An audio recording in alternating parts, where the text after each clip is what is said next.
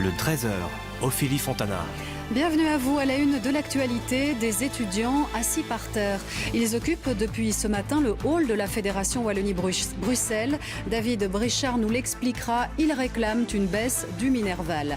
Même lieu, autre contestation un peu plus tôt, des puéricultrices et puériculteurs ont aussi manifesté. Un budget vient d'être débloqué pour leur secteur, mais insuffisant d'après eux.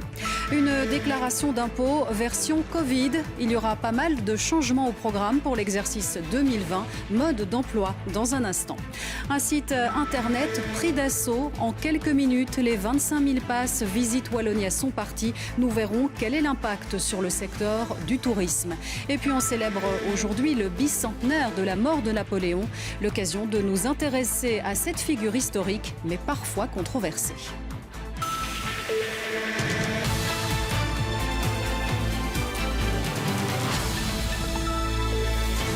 Bonjour, j'espère que vous allez bien. Un coup de gueule pour ouvrir ce journal, celui des étudiants du supérieur. Ils ont donc investi le siège de la Fédération Wallonie-Bruxelles et ne comptent pas s'en aller. David Brichard, vous êtes sur place. Ils en ont marre en fait de vivre dans la précarité. Eh bien tout à fait Ophélie, et vous le voyez derrière moi, ils sont une petite centaine d'étudiants ici à occuper ce siège de la Fédération Wallonie-Bruxelles. L'ambiance est plutôt studieuse puisque on est à l'approche des examens et c'est pas parce qu'on manifeste qu'il ne faut pas étudier. Alors pourquoi ils sont là? Eh bien effectivement ils veulent plus de mesures pour lutter contre la précarité. En ce moment il y aurait 80 000 étudiants qui auraient des difficultés à payer leurs études. Alors ce matin une délégation d'étudiants a pu rencontrer le cabinet de la ministre de l'enseignement supérieur, un cabinet qui reste sur ses positions et qui dit que des mesures sont déjà en place et qu'elles suivent leur cours. Une réponse qui ne satisfait pas vraiment les étudiants. Je vous propose de regarder notre reportage réalisé avec Michel Téchy et Marc Mévart. Ils sont étudiants et sont bien décidés à se faire entendre. Leur objectif, convaincre la ministre de l'enseignement supérieur Valérie Glatini de prendre des mesures supplémentaires pour lutter contre la précarité estudiantine. On est là aujourd'hui parce qu'on a fait plusieurs requêtes à Madame Glatini. Elle nous a donné aucune réponse à ces requêtes. Elle nous a rien dit, rien répondu. Et donc on est là pour se faire entendre, pour enfin avoir une réponse, pour enfin avoir des mesures concrètes contre la précarité étudiante. La ministre dit qu'elle verse des millions par-ci par-là, mais en fait, ça ne va pas aider les étudiants à la fin, parce qu'en fait, on va recevoir un petit peu d'argent, mais le mois prochain et les années qui vont arriver, on sera toujours précaire. Rien va changer pour nous, quoi. Parmi ces jeunes, pour la plupart en train d'étudier ici, Jean-Charles Houillard, étudiant en chimie. Il est un exemple d'une situation précaire dans le monde estudiantin. J'ai dû choisir entre manger ou imprimer syllabus. Me tourner vers des banques alimentaires, c'est inacceptable.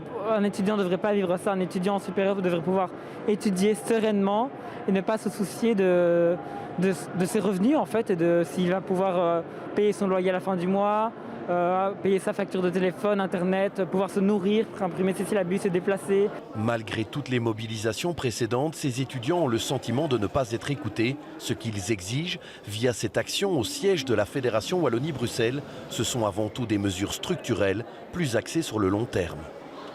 Ce qu'on exige, c'est que le gouvernement sorte avec des mesures pour lutter contre la précarité étudiante. On veut des mesures et des dates de quand est-ce que ce sera mis en œuvre. Ça peut être des mesures sur la Minerval, ça peut être des mesures sur les supports de cours, ça peut être des mesures sur les allocations d'études, mais maintenant, il en faut des mesures. Selon leur dire, cette jeunesse est cette fois déterminée et compte rester ici jusqu'au moment où des mesures claires seront prises. Ils ont d'ailleurs tout prévu pour tenir le coup. Ils en ont aussi marre de ne pas être considérés. Ce sont les puéricultrices et puériculteurs. Les revendications sont multiples. L'amélioration des conditions de travail en fait partie. Et pour marquer le coup, de nombreuses crèches sont fermées aujourd'hui. Reportage de Jérémy Dessalle, Vincent Bayonnet et Éric Bévert à Bruxelles. Aucun cri, aucun rire, cette crèche est fermée ce mercredi. Son personnel en grève s'apprête à aller manifester avec cette banderole puéricultrice. Nous sommes habillés en noir et écrits en rouge parce que nous sommes justement en colère, nous sommes tristes de ne pas être entendus. Et pour se faire entendre, rien de tel que des jouets. Devant le siège du gouvernement de la Fédération Wallonie-Bruxelles, ils et elles sont 200. Nous sommes oubliés du système. Tous les autres métiers ont été pris en compte, comme les médecins, les hôpitaux. Pendant tout le Covid, nous avons travaillé. Nous étions de garde. Et ça, on en a ras-le-bol. Parce qu'on n'a pas eu d'augmentation, on n'a rien eu. Ce qu'on réclame, c'est une augmentation de salaire, c'est des meilleures conditions de travail, c'est les normes, l'aménagement de nos fins de carrière, la pénibilité du travail, parce qu'on nous demande de travailler jusqu'à 67 ans. Ainsi qu'une valorisation, une priorisation de la vaccination pour que nous puissions travailler sereinement et ne plus travailler dans un stress constant. Le gouvernement francophone vient pourtant de faire un geste financier important. En les remerciant entre autres par une prime pour faire face à cette crise, une prime d'une valeur de 250 € pour le personnel du secteur de l'enfance, mais aussi avec un budget inédit, historique, de 60 millions supplémentaires pour soutenir le secteur. C'est 10% de plus que le budget habituel et ça permettra non seulement de passer les accueillantes au statut d'ici 2025, mais aussi de poursuivre la réforme qui n'a pas été financée jusqu'ici. On veut des garanties que ces mesures seront bien celles que le personnel attend aujourd'hui. C'est-à-dire des mesures de fin de carrière, un salaire correct et plus de personnel auprès des enfants. Toute la crise Covid a montré combien le secteur de l'enfance, la manière dont on accompagne les tout-petits était cruciale pour demain. Et donc 60 millions, c'est un premier pas. Nous sommes désolés, il faut avoir beaucoup plus d'ambition que ça. On dit au gouvernement que 60 millions, c'est insuffisant. On veut 120 millions et au plus vite. Une invitation a aussi été lancée à la ministre, pas pour se joindre à la danse, mais pour venir passer une journée dans une crèche, histoire de voir le quotidien de celles et de ceux qui y travaillent. Venons-en à une agression qui pose question. Un policier rapporte avoir été attaqué par une bande de jeunes lundi en fin de journée à Bruxelles. La scène a même été enregistrée grâce aux caméras de surveillance. Bonjour Fabrice Gérard, vous êtes à Saint-Gilles, là où ça s'est donc passé. Et d'après les premiers éléments de l'enquête, cet homme a été agressé au vu de sa fonction précisément.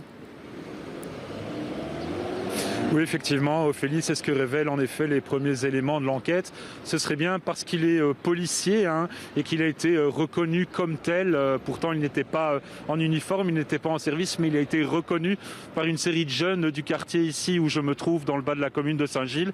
Il a alors été pris en chasse, poursuivi, puis agressé de manière assez forte, notamment à la barre en métal et également via une béquille.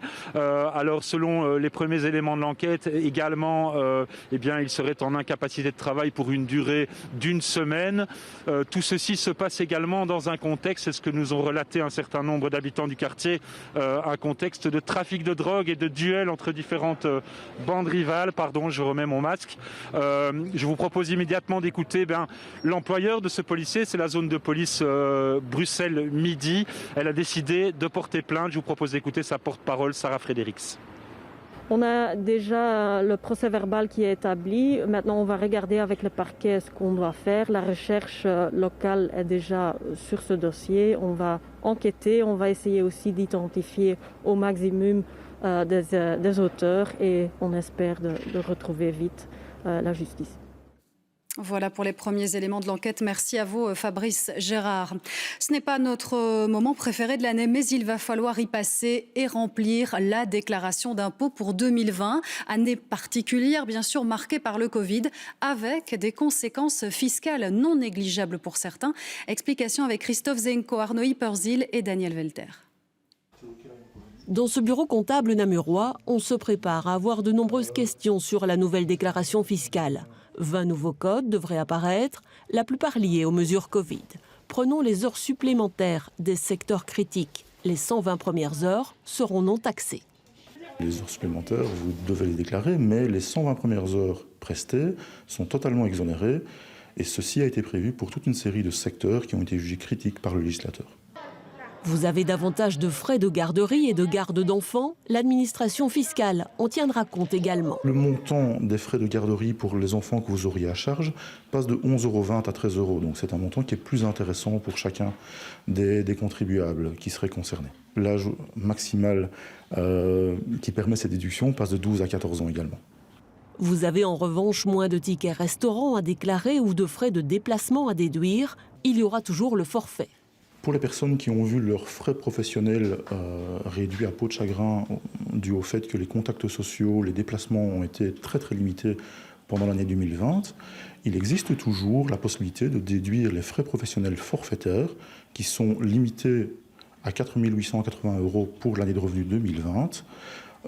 Ces frais professionnels ne doivent pas faire l'objet de justification ou de présentation de justificatifs particuliers. Enfin, il y a les aides Covid. Pas de taxes pour les primes régionales, mais en revanche, il y en aura sur le droit passerelle. Les aides Covid que les contribuables ont perçues en 2020 ne sont pas imposables lorsqu'ils viennent de la région. Par contre, les droits passerelles, qui venaient se substituer aux revenus des indépendants, sont eux taxables.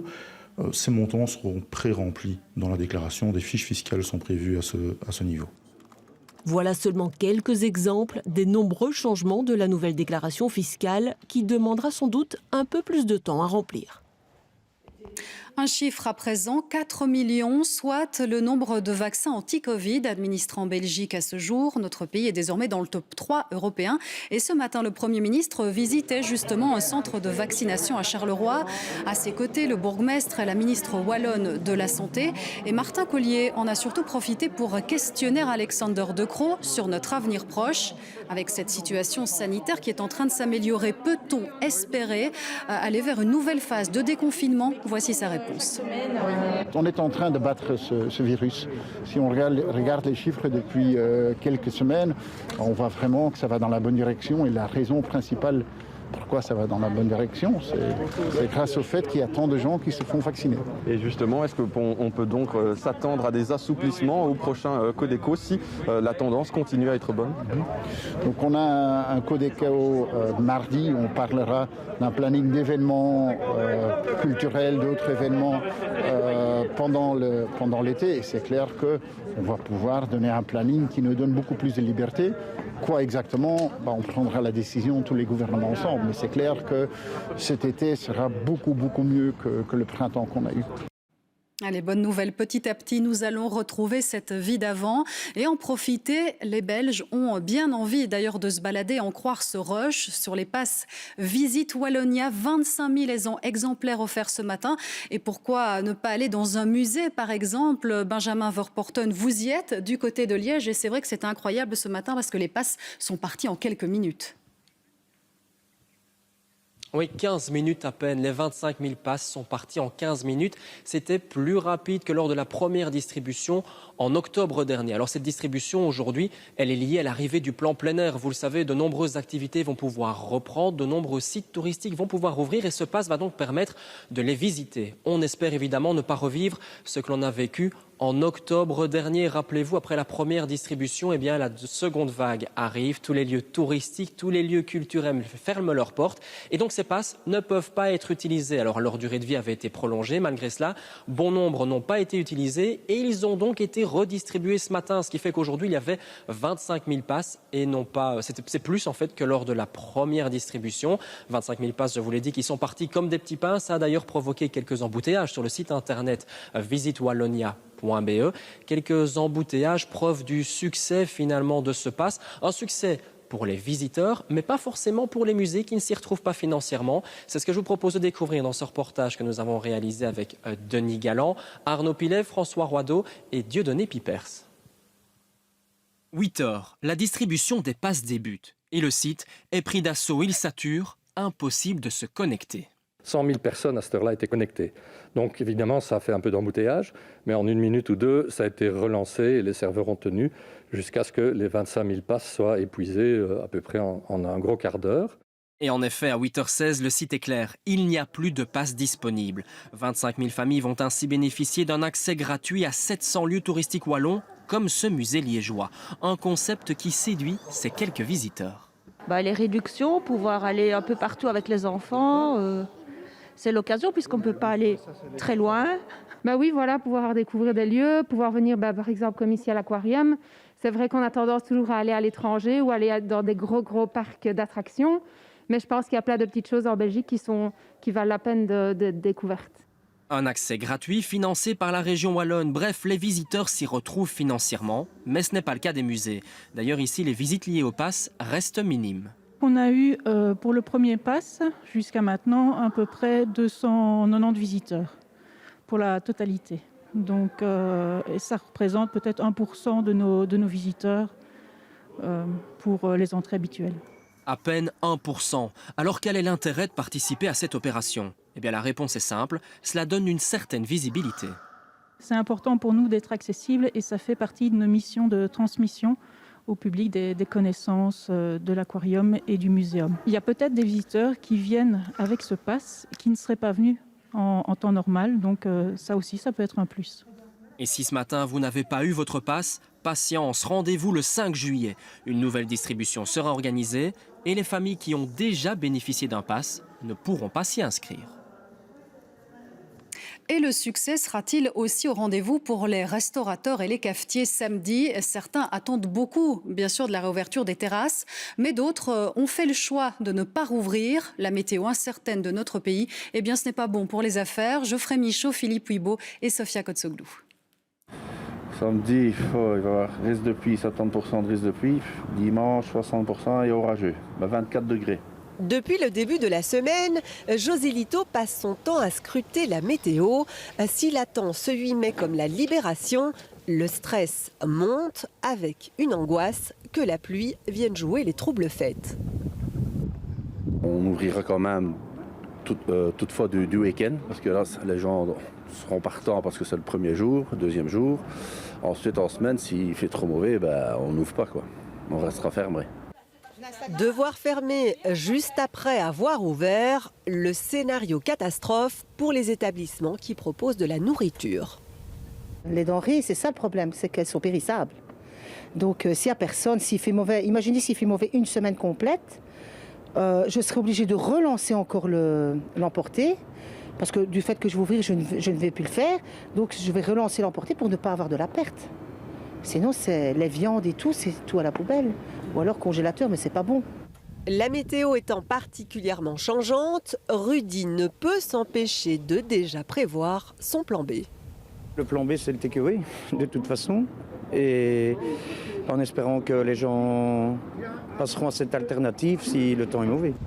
Et puis il y a les irréductibles Binchois qui ne comptent pas se laisser décourager par quelques gouttes de pluie. Je suis allée à Midi Alcarte ce week-end, il faisait pas très chaud et les gens étaient sur les terrasses en ombre et avec un bon manteau, une capuche et une bonne écharpe et c'était présent quoi. Comme on dit à Binche, le bon Dieu Binchou. Donc on espère avoir du bon temps ce week-end. Rendez-vous est pris dans 3 jours pour vérifier ça. À suivre dans ce journal, la fête hier soir en Espagne, au siège du Parti populaire. La droite est sortie victorieuse d'élections régionales. L'envers du décor des livraisons de repas. Nous verrons que les conditions de travail sont pour le moins précaires. Et puis nous irons dans un ancien camping occupé. Des militants s'opposent à un projet immobilier, mais ils vont devoir quitter les lieux. Benjamin Braun nous l'expliquera d'ici quelques minutes. Mais arrêtons-nous tout d'abord sur une date anniversaire. Ce 5 mai marque le bicentenaire de la mort de Napoléon, une personnalité emblématique, bien sûr, de l'histoire de France, une personnalité surtout complexe, considérée comme visionnaire par les uns, sanguinaire par les autres. Voyez le reportage de Terence Feignard, Amaury Boucher, Antoine Dave avec Kamel Azouz. Il a marqué de son empreinte l'histoire et traversé le monde comme les époques. Peu de personnalités historiques ont suscité autant de haine et d'admiration. Mais force est de constater qu'aujourd'hui, Napoléon Bonaparte fascine encore. Les reconstitutions sont légion, comme les œuvres littéraires qui relatent son mythe. Un mythe que Jean-Gérald de Larsin incarne depuis 10 ans. Même taille, même poids, même faciès. Ce Montois est l'un des 3 sosies officiels de Napoléon Ier. Mais ce qui me fascine surtout chez Napoléon, c'est sa capacité de travailler. C'était un acharné de travail. Tout le temps. Il dormait très peu, il se réveillait 2 fois pendant la nuit, il pouvait dicter des lettres, il pouvait faire dicter plusieurs lettres en même temps sur des sujets différents. C'est quelqu'un qui est parti de rien et qui est arrivé très haut. Et bon, voilà. Il ne faut pas oublier qu'à la base, il était que petit noble de Corse et jamais personne n'aurait pensé qu'il serait devenu un jour empereur. C'est un grand homme, qu'il peut être décrié pour certaines choses, Mais il ne faut pas oublier qu'il y a quelque chose d'important. Il ne faut pas regarder l'histoire avec nos yeux actuels. Il faut regarder l'histoire avec les yeux du moment. 2 siècles après sa mort, Napoléon fait toujours battre le cœur de ses amoureux du Premier Empire. Ce n'est pas pour autant que les reconstitueurs ne lui vouent que des qualités. Pour moi, Napoléon, c'est le dieu de la propagande, parce que d'une défaite, il en fait une victoire. Et c'est un peu le super-héros du 19e, puisqu'il part de rien et il conquit l'Europe. Donc maintenant, oui, il y a des détracteurs qui ne raffolent pas du tout de Napoléon. Ils trouvent sanguinaire, mais il faut se projeter au 19e siècle. Sans conteste, Napoléon est un personnage complexe. Il s'est élevé à un moment où personne n'osait le faire, pour devenir un personnage majeur de l'histoire de France et de l'Europe. Il a construit, mais aussi détruit. Au gré des récits, c'est aussi bien une légende noire que dorée qui le décrit. C'est un bâtisseur de la modernité à travers des institutions comme la codification du droit, l'administration publique, les libertés religieuses, l'enseignement aussi, il a beaucoup rénové. Néanmoins, en ce qui concerne notre époque, on souligne évidemment la violence des guerres, l'impôt du sang et les levées massives, et bien entendu la question de l'esclavage qui a été beaucoup d'actualité pour le moment. Napoléon l'a rétabli. Pour les historiens, il reste un objet de débat mais aussi de passion. Chaque année, en Belgique comme ailleurs dans le monde, des représentations, des expositions, des œuvres retracent la vie de Napoléon. Qu'il soit admiré ou détesté, sa singularité fait l'unanimité. Il y a plus de livres qui ont été écrits que de jours écoulés depuis la mort de Napoléon, ce qui vraisemblablement est un bon calcul. Donc ça montre à quel point c'est une figure de notre histoire qui fait encore parler. Et la preuve, on en parle encore 200 ans après sa mort. Ascension, chute, renaissance, gloire, défaite, exil, jusqu'à la mort. Napoléon a finalement écrit lui-même sa propre légende. Quel roman fut ma vie? L'actualité se joue aussi en Espagne, où la droite n'a pas dit son dernier mot.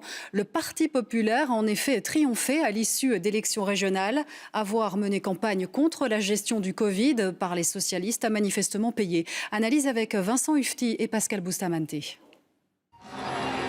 Au siège du Parti populaire, c'est l'ambiance des grands soirs. Le parti a engrangé plus de 44% des suffrages. La candidate populaire, présidente sortante de la région de Madrid, savoure sa victoire contre le gouvernement central dirigé par le socialiste Pedro Sánchez. Madrid est libre. Ils ne comprennent pas notre façon de vivre. C'est pourquoi Sánchez et ses collègues n'entrent pas à Madrid. Parce qu'elle ne peut pas être dirigée, ne peut pas être contrôlée et que les choses ne peuvent pas être imposées. La campagne du Parti populaire était basée sur l'opposition aux mesures anti-Covid du gouvernement central. Les bars et restaurants madrilènes sont d'ailleurs restés ouverts. Pour diriger la région, le Parti populaire devra s'allier à l'extrême droite de Vox qui engrange 9% des voix. Malgré la pandémie, le taux de participation était exceptionnellement élevé, près de 75%, mais dans les rangs de Podemos, il faut s'avouer vaincu. Pablo Iglesias a annoncé qu'il quittait la vie politique. On a réussi une chose qui était notre principal objectif de campagne.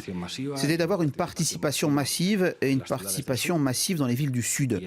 Et ça ne s'est pas traduit par ce que nous cherchions. Au contraire, ça a consolidé la victoire de la droite trumpiste. La région de Madrid présente le pire bilan sanitaire d'Espagne, avec 15 000 morts du Covid sur les 78 000 du pays. Le scrutin a été remporté par les opposants aux mesures sanitaires du gouvernement. Beaucoup de tensions en ce moment en Colombie. La situation économique est très tendue. Et depuis fin avril, il y a des manifestations quotidiennes. Le ton monte de jour en jour. En tout, une vingtaine de personnes sont mortes. Des centaines d'autres ont été blessées.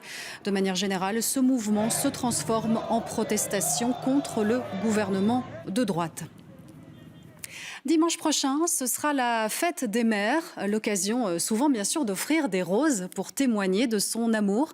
Ces fleurs viennent en partie du Maroc et parfois elles sont également transformées en produits dérivés. Nous allons le voir avec Éric Berger et Alice de Batty, c'est un dur labeur pour les cueilleuses. Au printemps, l'odeur entêtante de la rose de Damas embaume cette vallée nichée entre les montagnes de l'Atlas et le désert du Sahara. Ces cueilleuses se sont levées à l'aube pour ramasser les fleurs au moment où elles sont le plus parfumées. Il faut environ 6 heures pour remplir ces gros sacs qu'elles transportent sur leur tête jusqu'à la pesée. Pour chaque kilo de roses ramassées à la main, elles gagnent 3 dirhams, soit 30 centimes d'euros, juste de quoi vivre.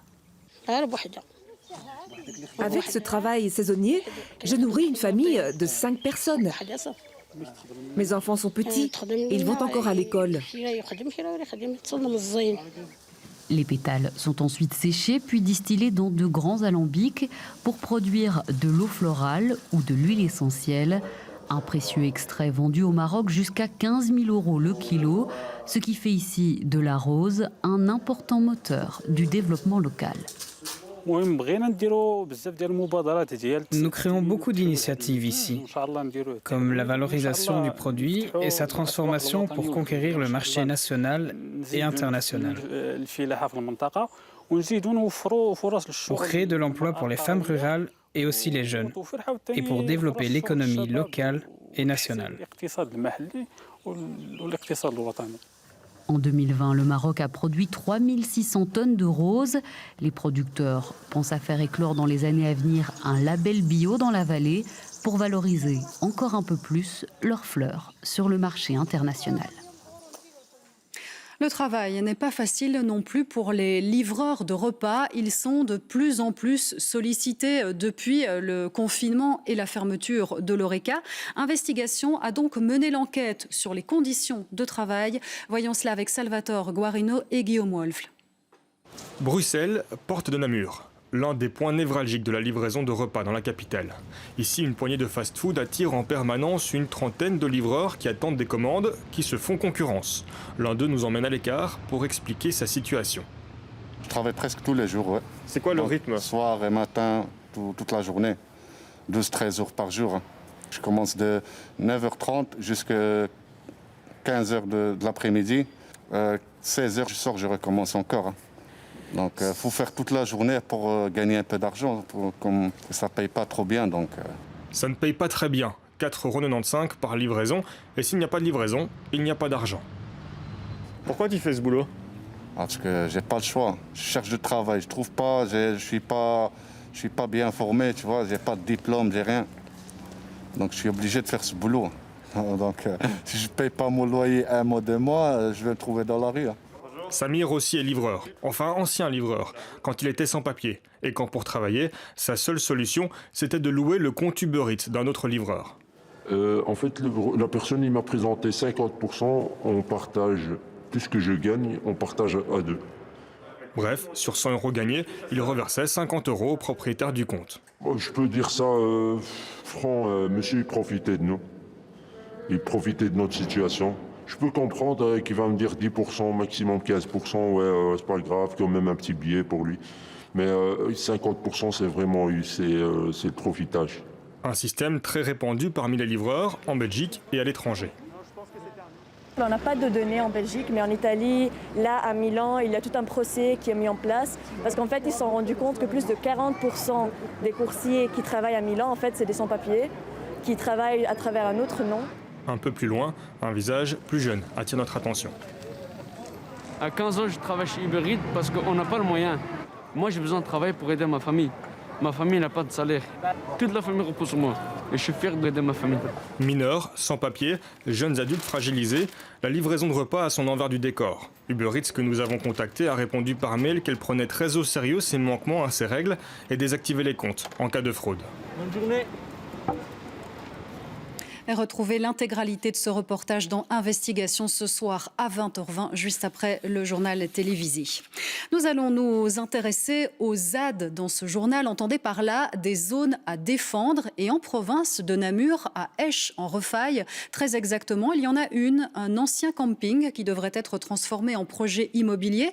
Nous allons tout de suite sur place retrouver Benjamin Braun. Alors, des défenseurs de l'environnement s'y étaient installés en signe de protestation, mais ils sont en train de quitter les lieux. Oui, effectivement, Ophélie, ils sont en train de quitter les lieux pour le moment. En fait, depuis grosso modo 3 quarts d'heure, ces zadistes sont en train de quitter le site et pour cause. Depuis hier, ils étaient sous le coup d'une ordonnance du tribunal des référés qui leur ordonnait de quitter les lieux pour 14 heures avec la menace d'une astreinte de 250 €. Visiblement, ils ont tous décidé de quitter les lieux alors qu'il y a environ 1h30, 2 heures, eh bien, ils étaient encore en train de dire qu'un noyau dur resterait pour éventuellement recevoir la police sur le coup de 14 heures. Ce ne sera pas le cas. Ils ont préféré donc rentrer chez eux de manière tout à fait pacifique. Eux qui étaient ici sur place sur le site de cet ancien camping pour manifester contre la construction d'un lotissement avec 200 logements sur ce site naturel ici à l'entrée du village des Champs-Refats. Ils sont donc rentrés chez eux. Tout est bien qui se finit bien, si on peut dire. Ah oui, la fin de l'histoire avec vous. Merci Benjamin Braun. Et puis, le sport pour tous à l'honneur à présent avec ce projet original dans la région de Tournai. Des personnes atteintes d'un handicap peuvent tester leurs aptitudes sportives. Thomas Ouéron et Maxime Soyer de Nos Télé ont assisté à ces évaluations. Alors maintenant, tu vas essayer de me suivre, d'accord? Et on va accélérer un tout petit peu, d'accord? Hop, et après on va faire tous des petits jeux et des exercices. Ça va? T'es prête? On y va? Allons-y. Go! On va accélérer un petit peu. Un test grandeur nature. Voilà à quoi ont été confrontés ce matin les résidents du foyer La Balancelle, une institution pour des personnes en situation de handicap. Pascal, Dimitri et Hervé ont été les premiers à être testés sportivement par la formation Omnisport adaptée. En fait, on regarde un petit peu s'ils savent se repérer au niveau de parcours, s'ils savent faire un échauffement, s'ils savent faire des éducatifs, s'ils savent lancer. Et alors, on a déterminé ça sur un cadre. Les personnes en situation de handicap sont ensuite évaluées en fonction de leurs aptitudes, après quoi ils seront dirigés vers l'une des 3 formules. L'intégration avec les valides, l'entraînement adapté avec seulement des personnes moins valides, et enfin l'entraînement santé-loisirs. Il y a un partenariat avec la CDC, donc l'Athletic Club des Collines, qui veut créer une cellule handisport donc dans son club d'athlétisme. Donc bien sûr, effectivement, les résidents qui ont le plus d'aptitudes physiques et qui s'en sortent le mieux, à terme, c'est de créer une connexion entre les instituts, parce qu'il n'y a pas que la Balancelle qui participe, entre les instituts et donc le club d'athlétisme situé à Anvin. Handisport fait partie intégrante du projet de supracommunalité reliant Celles, Frasnes et Mont-de-l'Enclus. Un projet lancé par la province du Hainaut, l'athlétisme a donc été choisi pour ses nombreuses possibilités en termes de discipline. L'objectif principal est de permettre à toutes ces personnes de pratiquer du sport, peu importe le niveau. C'est essentiel. Alors on peut parler de sport de manière générale, mais surtout ce qui est important pour nous, c'est cette mise en mouvement, le fait de ne pas rester sédentaire, de ne pas rester entre guillemets assis dans un canapé. C'est de pouvoir profiter des extérieurs, de pouvoir profiter de la marche, de la course quand c'est possible, en fonction des capacités des résidents. Handisport n'en est qu'à ses premiers pas, mais on se réjouit déjà de voir des personnes porteuses d'un handicap mental rejoindre les rangs de l'Athletic Club des Collines, histoire de permettre à tout le monde de bouger et de garder la santé. Et n'hésitez pas à aller jeter un coup d'œil sur le site vivreici.be pour découvrir les projets de votre région. Voilà, c'est la fin de ce journal. Dans un instant, vous avez rendez-vous avec Caroline Dossogne pour la météo. Et juste après, affaire conclue. Bel après-midi sur la Une et à demain 13h.